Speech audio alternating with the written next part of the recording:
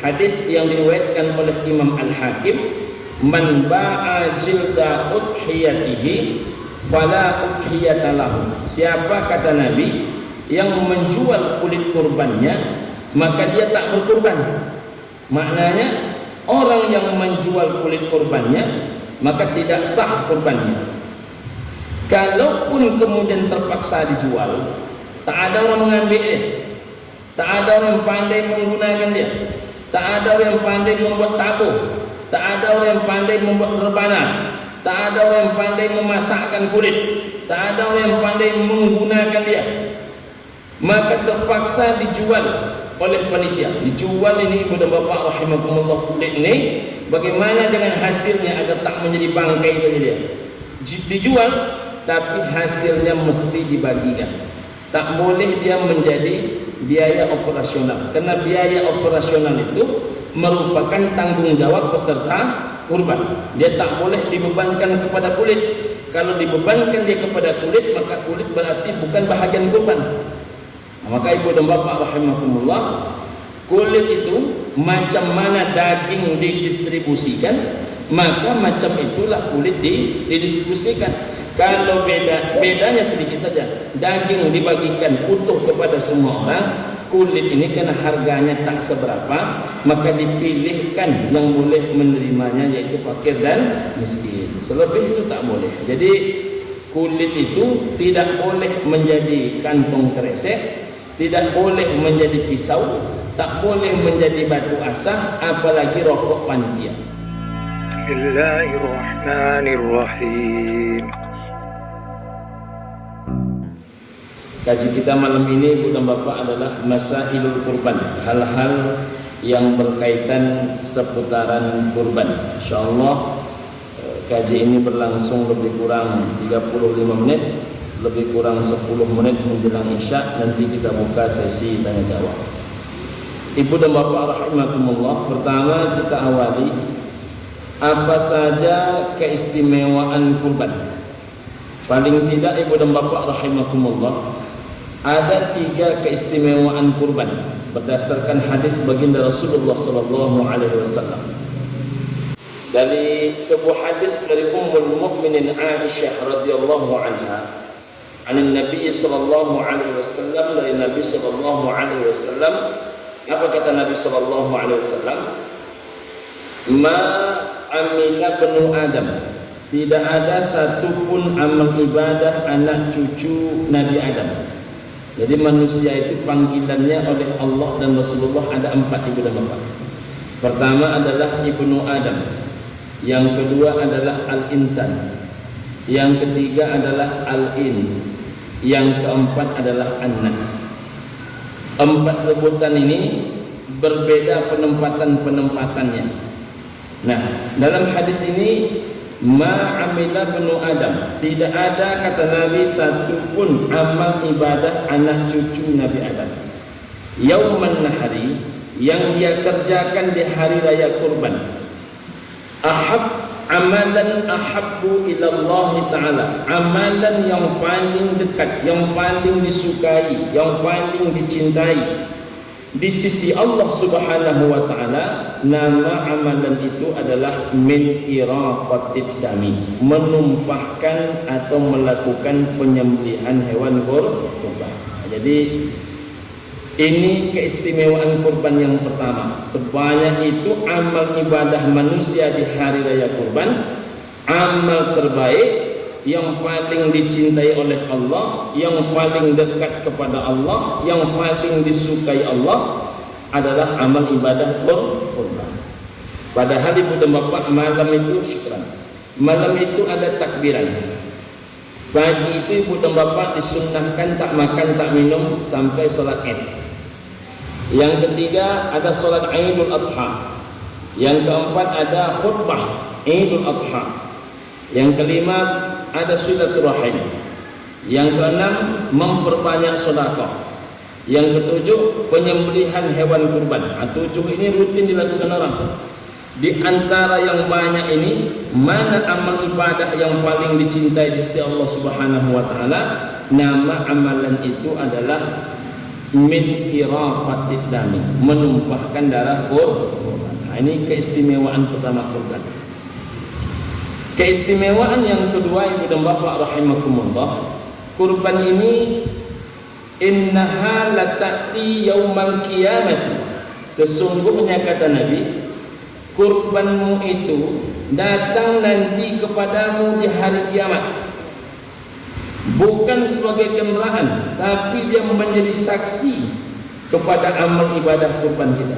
Jadi kurban itu, hewan kurban itu datang kepada kita biquruniha wa adlafiha wa asy'ariha, lengkap dengan tanduk-tanduknya, lengkap dengan kulit-kulitnya, lengkap dengan bulu-bulunya.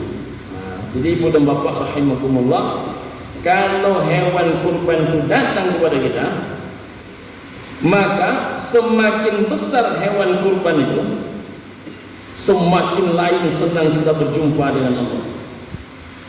Semakin kecil hewan kurban itu, semakin tak pede kita berjumpa dengan Allah. Semakin bagus hewan kurban yang kita tampilkan itu, maka semakin semangat kita nak berjumpa dengan Allah. Nah, jadi ibu dan bapak rahimakumullah, kalaulah itu difahami oleh setiap peserta kurban, maka peserta kurban tidak akan cenderung mencari di mana tempat yang murah harga sapi kurbannya, tapi mana yang paling pas, yang paling ideal, yang paling sesuai, karena itu akan dihadapkan menjadi saksi amal ibadah manusia di hadapan Allah Subhanahu wa ta'ala. Bahkan ibu dan bapak, tidak hanya hewan kurban itu dalam bentuk kantong-kantong asoi, tidak. Dia datang lengkap dengan tubuh utuhnya, bertanduk dia, ya kan? Berkulit dia, berbulu dia, lengkap. Nah, ini menunjukkan ibu dan bapak rahimakumullah, maka tidak ada satupun bahagian daripada hewan kurban itu yang hilang karena transaksi umat manusia. Jadi di beberapa tempat ibu dan bapak, ada orang yang memperjualbelikan tanduk kurban, digunakan untuk bekam, digunakan untuk kerajinan tangan. Maka berarti hewan kurban ini datang tak bertanduk. Di Pekanbaru umumnya paling tidak 7 tahun yang lalu, ibu dan bapak rahimakumullah, itu yang terjadi paling banyak transaksi penjualan kulit kurban. Tapi 7 tahun belakangan ini sudah mulai makin rapi, makin baik, makin teratur. Karena memang kaji ini selalu disampaikan dalam 7 tahun terakhir. Apatah lagi masalah kulit ini, ibu dan bapak, ada hadis yang lebih keras dibandingkan ini. Hadis yang diriwayatkan oleh Imam Al-Hakim, man ba'a jilda udhiyatihi fala udhiyata lahu. Siapa, kata Nabi, yang menjual kulit kurbannya, maka dia tak berkurban. Maknanya orang yang menjual kulit kurbannya, maka tidak sah kurbannya. Kalaupun kemudian terpaksa dijual, tak ada orang mengambil dia, tak ada orang yang pandai menggunakan dia, tak ada orang yang pandai membuat tabuh, tak ada orang yang pandai membuat rebana, tak ada orang yang pandai memasakkan kulit, tak ada orang yang pandai menggunakan dia, maka terpaksa dijual oleh panitia. Dijual ini ibu dan bapak rahimakumullah, kulit ini bagaimana dengan hasilnya agar tak menjadi bangkai saja dia. Dijual, tapi hasilnya mesti dibagikan. Tak boleh dia menjadi biaya operasional, karena biaya operasional itu merupakan tanggung jawab peserta kurban. Dia tak boleh dibebankan kepada kulit. Kalau dibebankan dia kepada kulit, maka kulit berarti bukan bahagian kurban. Nah, maka ibu dan bapak rahimakumullah, kulit itu macam mana daging didistribusikan, maka macam itulah kulit didistribusikan. Kalau bedanya sedikit saja, daging dibagikan utuh kepada semua orang, kulit ini karena harganya tak seberapa, maka dipilihkan yang boleh menerimanya, yaitu fakir dan miskin. Selebih itu tak boleh. Jadi kulit itu tidak boleh menjadi kantong kresek, tidak boleh menjadi pisau, tak boleh menjadi batu asah, apalagi rokok panitia. Ini mesti dipahami ibu dan bapak rahimahumullah. Kemudian wa asy'ariha, lengkap dengan bulu-bulunya. Ada orang yang menjual bulu, kalau di Pekanbaru, karena rata-rata kurban itu adalah sapi, kambing dan kerbau, tak ada penjualan bulu. Tapi di tempat tertentu kurban orang adalah domba. Domba ini dicukurnya dulu. Tengok ada polosnya kawan lagi. Setelah polos baru disembelih. Maka berarti kurbannya ini dalam keadaan polos. Ini tak boleh. Jadi hewan kurban itu tidak ada yang boleh hilang dalam dirinya. Tak boleh hilang tanduknya, tak boleh hilang ekornya, tak boleh hilang kukunya, tak boleh hilang bulunya. Bahkan mohon maaf, ketika Nabi berkurban dengan 100 ekor onta, karena Nabi paling sedikit berkurban dengan 2 kambing, kabsyaini amlahaini, Nabi paling banyak berkurban dengan 100 ekor onta. Ketika Nabi berkurban dengan 100 ekor onta, Nabi langsung menyembelihnya 60 ekor, lalu dilanjutkan 40 ekornya oleh Sayyidina Ali bin Abi Thalib. Apa kata Nabi? Bagikan olehmu semuanya wahai Ali. Semuanya dibagikan, lengkap dengan tanduk-tanduknya, lengkap dengan kulit-kulitnya, lengkap dengan bulu-bulunya, bahkan lengkap dengan tai-tainya. Ini tambahan pada hadis yang lain. Jadi mengapa Nabi menyebut kulit? Mengapa Nabi menyebut sampai kepada tainya? Karena tai itu pun juga berpotensi diperjualbelikan orang. Jadi pipisnya sapi kurban, mohon maaf, tainya sapi kurban ataupun onta kurban, ada yang meminta dikasih boleh, diberikan boleh, yang tak boleh adalah diperjualbelikan. Artinya tidak ada satupun bahagian kurban yang ada hak makhluk dalam penentuan transaksinya. Jadi ini murni harta Allah, sama dengan uang masjid, sama dengan uang anak yatim, sama dengan uang akikah, sama dengan uang uang kematian. Jadi uang yang sifatnya yang sudah disedekahkan oleh orang, yang sudah dizakatkan oleh orang, yang sudah diakikahkan oleh orang, yang sudah dikurbankan oleh orang, itu miliknya Allah. Kalau sudah menjadi milik Allah, maka tidak boleh ada transaksi duniawi ataupun manusiawi di situ. Jadi ini harus dipahami bersama. Yang ketiga, keistimewaan kurban itu ibu dan bapak rahimakumullah, wa innad dama la yaqa'u bimakanin, sesungguhnya kurban itu diletakkan oleh Allah Ta'ala di sebuah tempat khusus. Di tempatnya ada khusus.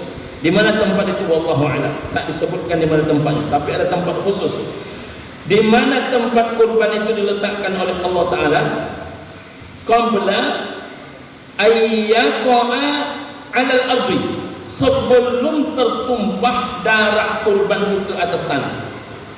Jadi belum lagi tertumpah darah kurban itu ke atas tanah, itu kurbannya sudah Allah taruh di sebuah tempat khusus. Begitulah istimewanya kurban ini. Maka di ujung hadis kata Nabi SAW, fatibu biha nafsa, semangatilah hati kalian itu untuk berkurban. Artinya pompa jiwa kalian itu untuk mampu berkurban. Jangan diloyo-loyokan. Karena kalau loyo ini ibu dan bapak rahimakumullah, orang mampu kalau loyo nampak tak mampu. Orang sanggup bila lemah nampak ketidaksanggupannya. Nabi menyuruh kita ini bukan mampu-mampukan, tapi pompa jiwamu itu untuk berkurban, semangati hatimu itu untuk berkurban. Maka saya sudah bukan sekali dua kali lagi saya berjumpa dengan orang, Ustaz doakan ya, saya punya uang untuk kurban tahun ini 4 Ustaz. Kita tengok kondisi kehidupannya sederhana sekali. Lalu ibu dan bapak rahimakumullah, saya tanya, sudah ada pembayarnya bang? Belum Pak Ustaz. Tapi pas dia membayar sapi kurban yang ketiga, apa kata dia? Jujur Pak Ustaz, kemarin itu tak nampak jalan. Tak nampak jalannya Pak Ustaz. Tapi saya yakin Pak Ustaz, kalau urusan dunia kita yakin, mengapa dalam urusan akhirah kita kadang-kadang bercabang hati? Jadi hal-hal macam ini itu harus berbulat-bulat hati. Makanya selalu saya sampaikan kepada ibu dan bapak, mengapa dalam urusan dunia ini ada orang gaji misalnya 3 juta, kredit Avanza 4 juta, lunas. Ada saja duit dia yang akhirnya gaji 3 juta itu mampu mengangsur kredit Avanza 4 juta. Lalu tak 1-2 kali kita berjumpa orang, kalau awak bani anak ke sekolah Ustaz, ada sepitinya. Mengapa kalau untuk menyekolahkan anak ada duit? Mengapa untuk membeli mobil ada duit? Mengapa untuk membangun rumah ada duit? Mengapa untuk menabung ada duit? Mengapa untuk deposito bisa berduit? Mengapa untuk beli sawit bisa berduit? Mengapa urusan yang membayar di jalan takwa kepada Allah itu kita gamang? Jadi tak boleh gamang. Maka tak ada gamang dalam haji, tak ada gamang dalam umrah, tak ada gamang dalam kurban, tak ada gamang dalam akikah, tak ada gamang dalam zakat. Jadi ini harta-harta yang ditransaksikan kepada Allah Subhanahu wa taala. Maka ibu dan bapak rahimakumullah, kata Nabi, fatibu, pompa, fatibu bihan nafsa, semangati hatimu untuk berkorban. Nah, ibu dan bapak rahimakumullah, selalu saya berikan contoh di kampung-kampung itu. Kalau di kampung kami itu bang, hari ini disembelih hewan kurban, di sana kurban orang kerbau. Kehidupan orang sulit pak, tapi kurban mereka kerbau. Biaya kurbannya paling murah 3.300.000. Kalau kita masih bisa 26, 27, 25 ya kan, 33. Hebatnya hari itu penyembelihan hewan kurban, hari itu juga sudah mendaftar 4 kelompok sapi ataupun kerbau untuk tahun depan. Begitu semangat mereka. Padahal sejauh itu kampung itu tengok 3 lingkungan itu ibu dan bapak, mulai Rona, tepi air, Pulau Bodi itu kita tengok. Payah kita mencari rumah orang yang besar. Bisa dihitung dengan jari rumah orang besar. Kalau dulu hanya 2 rumah yang besar, sekarang paling-paling bisa dihitung dengan jari. Tapi baru selesai kurban tahun ini, kurban tahun depan itu sudah ada peserta. Begitu semangat mereka. Apa kelebihan mereka? Bukan kelebihan ini. Kelebihan mereka itu jiwa. Karena jiwanya terpompa. Maka kalau jiwa terpompa ini, di mana ada kemauan, maka disitulah ada jalan. Tapi kalau hanya ada kemampuan, tak ada kemauan, maka kemampuan itu lesap, hilang bagaikan asap oleh ketidakmauan. Kalau kita tengok lagi ibu dan bapak, orang-orang yang jualan di pasar Impres Bangkinang itu, tak sedikit di antara mereka itu hanya jualan jantung pisang, daun pisang, jantung pisang, lalu dibawanya pisang agak 2 sisir, 2 siket. Itu pun pisangnya hanya masak 2-3 buah, tak sama dengan pisang sekarang. Kalau pisang sekarang sekali masak langsung setandan, ibu dan bapak rahimakumullah, lebih tinggi sekolahnya. Jadi ibu dan bapak rahimakumullah, kalau ini masaknya cuma 2-3, itu yang dia jual. Diambilnya isi kunyit sikit, dibawa ke pasar, ditambahnya dengan lengkuas, ditambahnya dengan pucuk pepaya, dibawa juga ke pasar. Pucuk ubi dibawa ke pasar, ubi ditariknya agak 2-3 batang, dibawa ke pasar. Jatuh buah kelapa, orang tak menjuluk buah kelapa. Buah kelapa itu jatuh sendiri, kadang-kadang jatuhnya cuma 2, paling banyak 5, dikupas dibawa ke pasar. Lama itu menawar-nawarnya ibu dan bapak, kena harap juga untungnya lumayan. Di situ sekolah anak, di situ biaya makan, di situ listrik, di situ segala-galanya. Hebatnya tiap tahun berkurban. Itu hebat.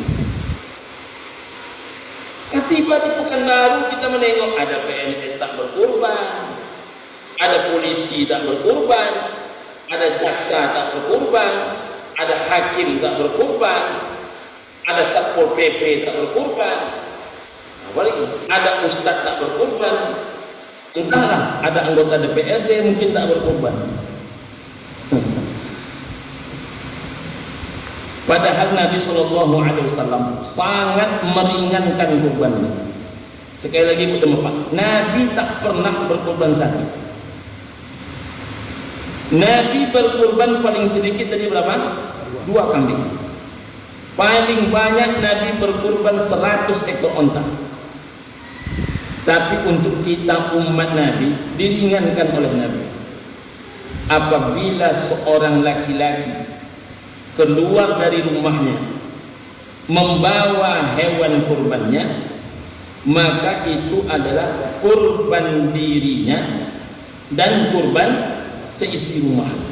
Begitulah Nabi meringankan. Walaupun apa yang disampaikan oleh Nabi ini dijelaskan oleh Profesor Wahbah Az-Zuhaili dalam kitab Al-Fiqh Al-Islami wa Adillatuh. Apa kata beliau?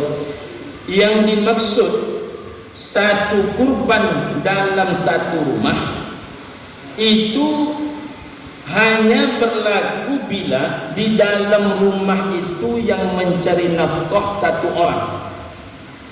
Ini dalam istilah fikih disebut dengan nama sunnah kifayah. Jadi kalau ibu dan bapak mengenal istilah fardu kifayah, maka ada juga sunnah kifayah. Jadi sunnah kifayah itu hukum kurbannya sunnah, tapi bila sudah si ayah berkurban, si bapak berkurban, si suami berkurban, maka seisi rumah yang tidak mencari nafkah sudah dianggap, sudah dihitung, sudah dikali menjadi peserta kurban. Begitulah ringannya. Akan tetapi kata Profesor Wahbah Az-Zuhaili, tidak berlaku ini bagi orang yang di dalam rumah itu semua orang mencari nafkah. Dan mencari nafkahnya muncul kemampuan dia untuk berkurban. Contoh, suaminya kabak kesrah, istrinya umpama ini direktur rumah sakit depan, ya kan? Anaknya bertiga, satu kasih kejaksaan, satu kasih kehakiman, satu lagi ibu dan bapak rahimakumullah, salah satu ya kabak di Pemko Pekanbaru.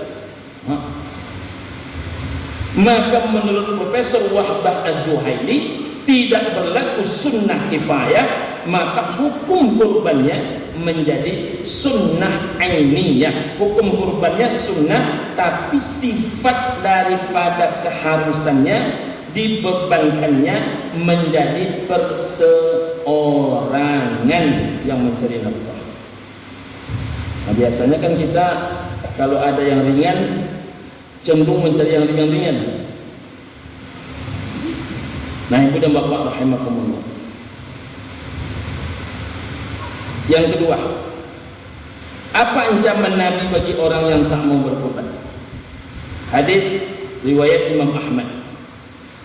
Man wajada sa'atan, siapa yang datang masa berkurban dan dia sanggup berkurban, kata Nabi, falam yudhi, tetapi dia tidak melaksanakan kurban, diancam oleh Nabi dengan sebuah kalimat yang sangat tegas, fala yaqrabanna musallana, jangan kalian dekati, kata Nabi, tempat sholat kami. Bagi sahabat ibu dan bapak, tidak boleh mendekati tempat sholat Nabi itu persoalan yang serius. Bagaimana kita bisa menatap wajah Allah kalau kita hidup di dunia ini bersama Nabi, tak boleh mendekati tempat sholat Nabi? Berarti kan tak berjumpa dengan Nabi. Dengan Nabi saja di dunia tak berjumpa, bagaimana nak berjumpa dengan Allah? Begitu kerisauan hati mereka. Bagaimana nak mendapatkan syafaat baginda Rasulullah jika mendekati tempat solatnya pun tak dibolehkan? Jadi kalau betul sahabat Nabi itu kalau disebut kalian yang sanggup berkurban tapi tidak kalian berkurban, fala yaqrabanna musallana, jangan kalian dekati tempat solat kami. Nah, siapa orang yang terefek? Salah satunya namanya Ja'far. Ja'far itu ibu dan bapak, dia datang ke rumah Nabi membawa seekor kambing. Kambingnya Ja'far itu umurnya setahun. Padahal kambing itu baru termasuk harus kurban kalau umurnya 2 tahun. Domba baru harus berkurban kalau usianya setahun. Nah, dibawanya lah kambing berumur setahun tadi ke rumah Nabi. Artinya Nabi yang memutuskan, ya Rasul, di rumahku hanya ada seekor kambing. Bila kambing ini aku kurbankan, maka habis seluruh kekayaanku. Tapi kalau kambing ini tidak aku kurbankan, aku khawatir, kata dia, jangan-jangan aku salah satu orang yang tak boleh mendekati tempat sholatnya. Nah, begitu ragunya hati mereka. Bagaimana caranya ya Rasul? Nah, Nabi tahu betul orang yang datang ini kecemasan dia kehilangan kambing tidak seberapa dibandingkan kecemasan dia kehilangan ridhonya Allah Subhanahu wa ta'ala. Kecemasan dia kehilangan harta tak seberapa dibandingkan kecemasan dia tidak bisa sholat bersama Rasulullah sallallahu alaihi wasallam. Maka apa kata Nabi sallallahu alaihi wasallam? Sembelihlah kambingmu itu, jadikanlah kambingmu itu sebagai kurbanmu. Masya Allah. Jadi kalau orang yang kambingnya saja umur setahun, belum cukup umur full, disuruh Nabi dia mengkurbankan kambingnya itu, macam mana dengan orang-orang punya Avanza tapi tak berkurban, orang punya Innova tapi tak berkurban, orang punya rumah kos tapi tak berkurban, orang sanggup merokok sehari 2 bungkus tapi tak berkurban, ya kan? Sempurna itu kata orang harganya 35.000. 35.000 dikali 2 70.000. 70.000 dikali 365 hari itu sudah 21 ya, lebih 21. Itu bisa berangkat umroh hanya untuk hisab hembus, hisab hembus, hisab hembus. Bisa itu 20 jutaan, tapi kurban tak mampu. Nah, inilah persoalan keumatan ini, ibu dan bapak rahimakumullah. Makanya di Malaysia itu, ibu dan bapak rahimakumullah, orang kalau sudah sanggup merokok itu dia kehilangan hak mustahik. Kalau dibuat di Indonesia tuh kacau dunia persilatan, berkelahi sama orang. Kalau bisa dia merokok, dia kehilangan hak mustahik, hak berhak menerima zakat. Nah, makanya orang-orang merokok itu di Malaysia tak boleh dikasih zakat karena dia tergolong orang kaya. Bayangkan sodakoh dia ke sempurna saja 20 juta lebih setahun. Itu kalau sodakoh dia ke sempurna 20 juta setahun, itu penghasilan paling tidaknya di angka 900 juta setahun. Cobalah kali ibu dan bapak, orang punya penghasilan 600 juta, 600 juta itu kalau zakatnya 2,5%, 2,5% saja paling tidak 15 juta keluar duit. Ini bukan duit amal, hanya duit hisab hembus, duit hisab hembus 20 jutaan. Kira-kira tuh penghasilan per tahunnya berapa? Itu tak kemana tuh 900 juta. Makanya orang-orang yang merokok itu nggak boleh terima zakat. Tapi ada juga orang merokok laju menerima zakat laju juga. Kalau tak dikasih dia zakat itu bisa mengamuk dia kepada pengurus. Nah ini persoalan juga. Nah ibu dan bapak rahimakumullah, apa kata seorang ibu-ibu? Itulah Pak Ustaz, saya tak habis pikir dengan suami saya ini.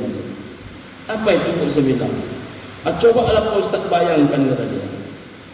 Banyak yang saya pikirkan Bu, saya bilang. Maksud Pak Ustaz, Allah ibu tambah pula kalau jual Bu kini membayangkan masalah ibu ni, saya bilang. Gini Pak Ustaz, kata dia, suami saya itu merokoknya, dia menyebut AC, kata jemaah AC. AC itu sebungkus 45.000, 2 bungkus 90.000. Orang kalau untuk dihisap dihembus 90.000 sehari, itu paling tidak uang belanja bininya sehari 300.000. Ya kan? Itu masuk akal kan? Jadi betul tak berdua? Kalau hanya untuk hisap, untuk hembus 90.000 sehari, paling tidak uang belanja bininya semati-mati angin 250.000 lah. 250.000 sehari kali 30 itu punya uang belanja bininya 7.500.000 sebulan. Anehnya untuk rokok ada duitnya, untuk belanja bini pun tak ada duitnya. Ada orang macam itu. Tapi kalau sudah level-level syuhada, jangankan uang belanja, nyawa pun dipertaruhkan. Namanya syuhada kan. Ibu dan bapak rahimakumullah. Jadi 90 juta kali 365 hari berapa duit? 32.850.000. Itu kalau dibawa haji tiap tahun bisa daftar. Tiap tahun daftar. Jadi kalau ada orang rokoknya EC tak daftar haji, kacau deh. Ini jangankan daftar haji, kalau dibawa umroh 32.850.000 itu umrohnya sudah umroh VIP, itu pesawatnya sudah Saudi, hotelnya sudah anjum itu. Ini sudah istimewa ini. Karena kalau harga umroh itu sudah di atas 31 juta ke atas, itu dia sudah hotel-hotel yang sangat layak. Jadi mengapa ada harga murah, mengapa ada harga sedang, mengapa ada harga mahal? Nah, 32.850 itu sudah termasuk harga umroh yang paling mahal.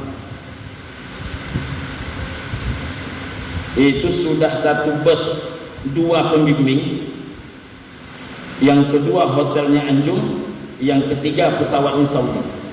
Kalau tak dapat itu berarti rugi. Nah, berarti ini umroh kelas VIP. Anehnya untuk biaya umroh bisa dia terkejar oleh duit dia, tapi jangankan umroh, kurban pun tak ikut dia. Itulah persoalan.